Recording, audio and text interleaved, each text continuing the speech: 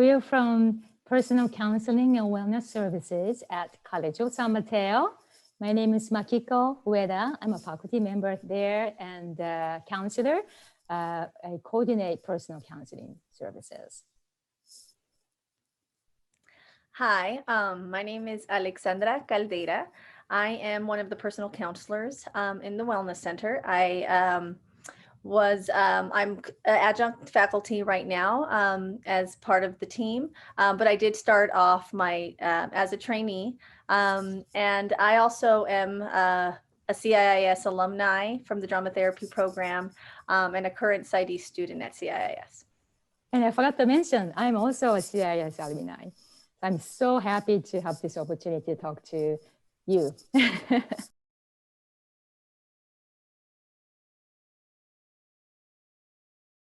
Personal counseling and wellness services is a part of the wellness services at CSM. So we have health center, Spark Point, and personal counseling and wellness services. So we provide counseling services to students on campus. We have about less than 9,000 students on campus. Well, now it's everything is online, so they are not really on campus, but we have about 9,000 students and 400 to 500 faculty and staff. So we provide short-term personal counseling, and it's up to 12 sessions a year, academic year. And we provide support groups, consultation to staff and faculty, crisis intervention, and referral service. So we, actually, since students are here to study, that's their mission, and we want to promote the academic success, but we're really more looking at their growth as a person. So we really wanted to create the culture and promote the culture on our campus to promote the mental health and wellness awareness of that, and so that we can address the stigma against mental health and then create friendly, accessible services to all students. That's our philosophy we have on campus. And we also don't forget about the faculty and staff members. If we don't get help they need, they might not serve students well. So they often come to us for consultation. They talk about students they're concerned about, as well as their own personal issues. So we feel like everybody on campus, it can be our client. We serve entire community. Just want to add that there's also a preschool on campus called the Child Development Center. And so there is opportunity to support the families and the children at the preschool as well. We have young kids as, like 2 or 3 years old kids up to, the student who might already retire and they try to take some classes for enrichment. Or some people want to go back to school for second career. So we have a diverse student on campus, and they have different cultural backgrounds, socioeconomic backgrounds. So really serving a very unique group of students on campus.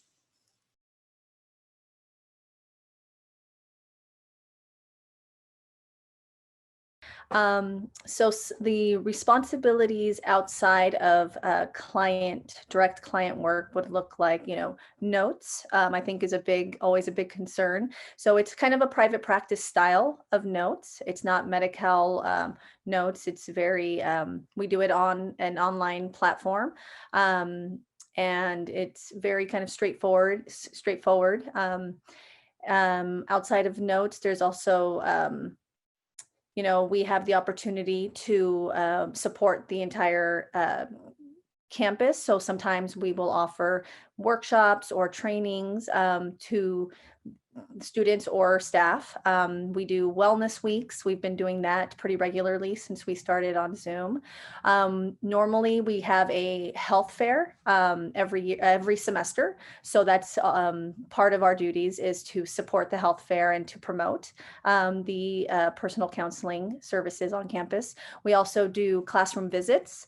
So we do a lot of part of the outreach to really let folks know that we exist and that we're there, that they deserve the help.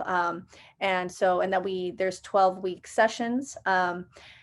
This is part of direct client work, but not just individual. There are opportunities if you're so inspired to create groups that you can do that. There's also so many, I mean, I feel like I've just scratched the surface of so many different organizations on campus that you can reach out to with your own kind of inspiration to work and collaborate with. Like I said, there's the preschool. There's also, I do the Promise Scholars, which is like first-time college students that need some extra support. And so there's a lot of different opportunities that are outside of client work to help support your professional development. And lastly, during our group supervision times, you might be asked to share, a case presentation, or we call them client stories, or even, offer your own specific lens that you're being trained in and offer a little, appetizer sample of that to the rest of the team. If we don't sit around the office waiting for clients to show up, we go out to a campus community, and I really encourage interns and trainees to do the same if they feel comfortable with. And I provide a lot of help and support if they have some interest in that.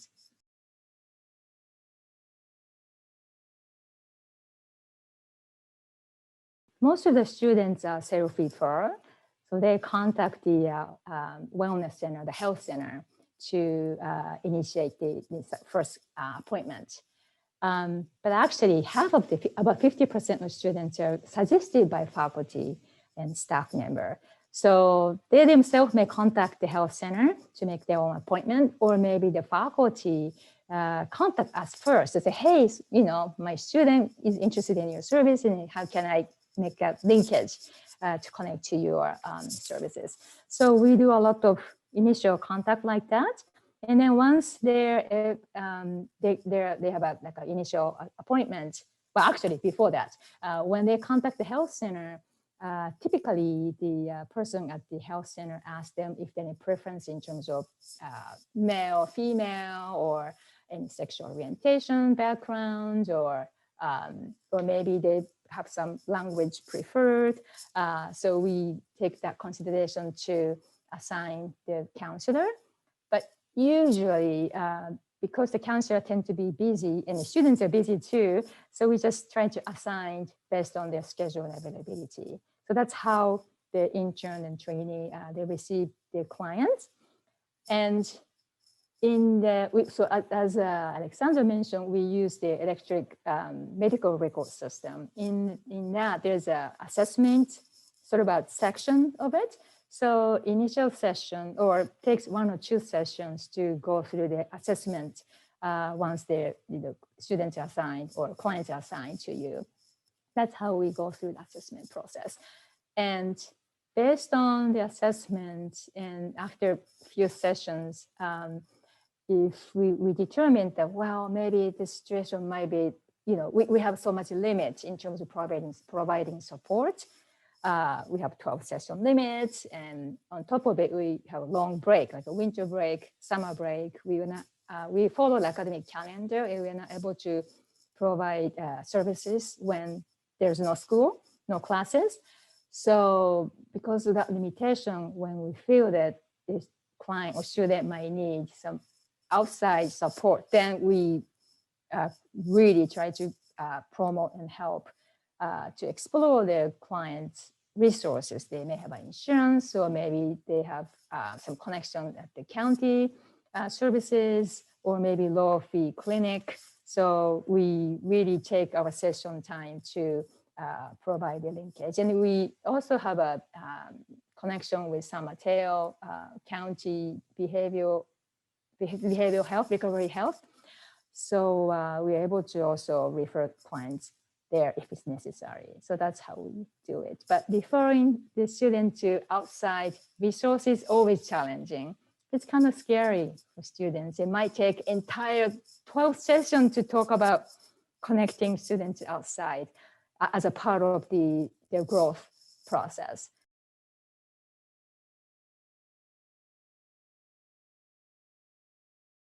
Caseload for practicum students is there's a big range. It really is one of the beautiful parts of this particular placement is the flexibility. So you can take, some folks take 5 clients, some folks take, 10. If you have some pressure and you have the time and the availability, the capacity, the clinical experience, you can maybe take even more. So it really depends. It's really tailored to what your needs are. And, there is the possibility to get extra supervision if your caseload is a little heavy and you need an extra hour, an extra unit of supervision. There's a lot of flexibility in that. So it really depends on your needs. And for some folks, I think that could feel really good. And there's also some flexibility to take 5 clients, 10 clients, 12 clients. So yeah, it's really depends on you, what you need. Yet. So, which is actually perfect for a trainee, because we don't want them to bombard it with all the brand new clients at once. So it works quite well to encourage them to gradually build their caseload, and then by the time like mid-semester, October, November, they might have a full schedule that they're happy with. And after that, you have to say no to new clients. We have lots of demands, and I might be talking to each interns or trainees. Hey, do you have any more, availability? But of course, we always negotiate. If I feel this is too much for specific certain students or trainee or interns, then obviously I consider that and we negotiate what is the best client caseload that they're able to handle at that time.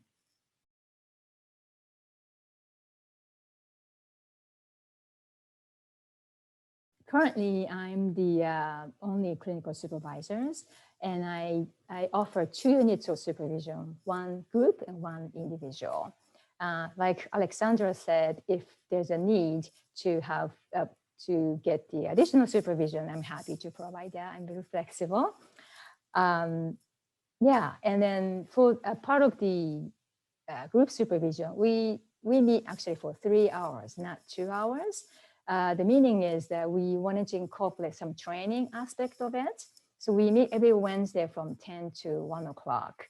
So during that time, we talk about clients and talk about the the consultation of the clients, and depends on the week, we bring some maybe somebody there from the community to talk about certain topic for training, or maybe I bring something to share certain topics. Depends on what the intern wanted to learn at that time. Maybe there's a need of certain topic. So it's kind of flexible, but we have 3-hour group and 1-hour individual.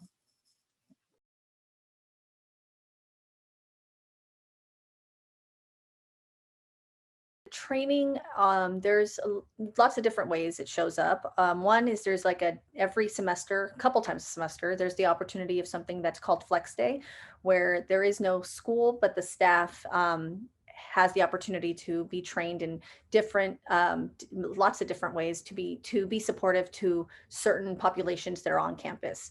There might be a suicide prevention training. There might be, how to work with DACA students, what are specific issues around, formerly incarcerated students, or so that's always a treat. During group supervision trainings, Makiko offers a lot of narrative perspective, some somatic experiencing or somatic awareness of the somatics. There's also, we've had, one of the values that I love about CSM is diversity and inclusion and cultural humility. So there's always been some aspect of that that shows up every semester, every school year. And then there's a lot of opportunity for community organizations to come in to offer their specialty. We've done grief workshops with certain organizations that focus on grief. We have there's an organization called Rape Trauma Services that supports sexual abuse survivors. And so we've had some pretty amazing trainings with that, also with domestic violence. And Makiko is also really great at, if there's something that really wants to be like, you can voice like, hey, I'd really be interested in this particular topic. And there's no doubt that she'll try to make it happen. So lots of opportunity for trainings. And also Makiko also, like I mentioned earlier, well, if you have a specific, like I did drama therapy, so I was able to take, a little bit of group supervision time to offer my perspective. So, and we have a diverse group of folks that have lots of different lenses. So we get to, have a little bit of taste of different folks in the way that they work.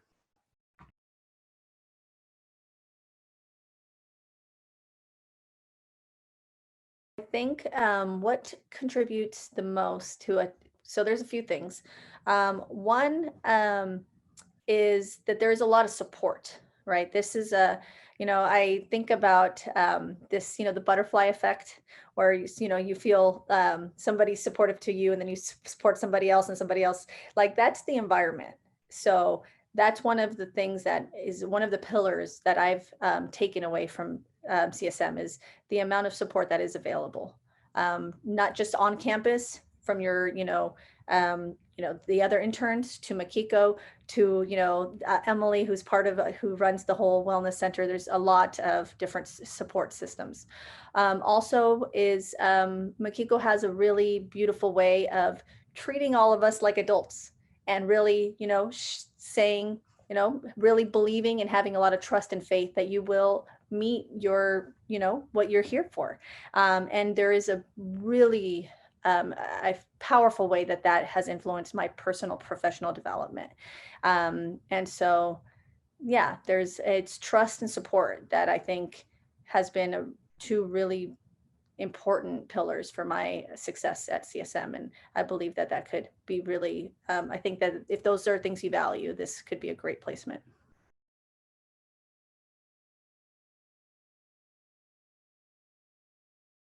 There is a lot of flexibility, right? And so if you need structure, and if that structure is really important, and you feel like you need that kind of level of containment around, there's this amount of hours, these are the clients, then this might be a little too flexible. I think that could present challenges for some folks. So I think that, being aware of how you work and what you want out of that could present as a challenge. Possibly it could be a benefit or a challenge as well, is that in the beginning of the semester, students don't really know about the Wellness Center. So it's a little bit of a slow start. And then the ball goes rolling, and it goes pretty fast. So, the patience that it takes the first few weeks while you start accumulating a caseload could present a challenge, or it could be a benefit as you want to kind of dabble your way in. It could be seen as both. So because we have a lot of demand of mental health services on campus, after the mid-semester, we have a lot of students coming in asking for help, and then all comes to the health center to say, hey, I need a counselor. So the interns may feel pressure to take more clients, because they might be, they might receive emails saying, hey, are you available, please. And how to say no, how to put the boundary might be a challenge for some folks, because they really want to help students, and that's what we are here for. But yet, well, am I available? Am I able to do this? And how about my self-care? So you really have to look at what you can do at that time, and then say no if you need to. So that could be a challenge for some people.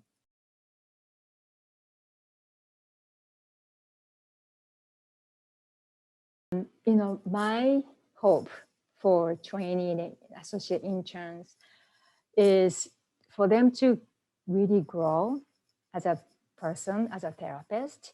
And I'm not going to give you a little box to say, hey, you need to be like this. So I'm totally opposite of that.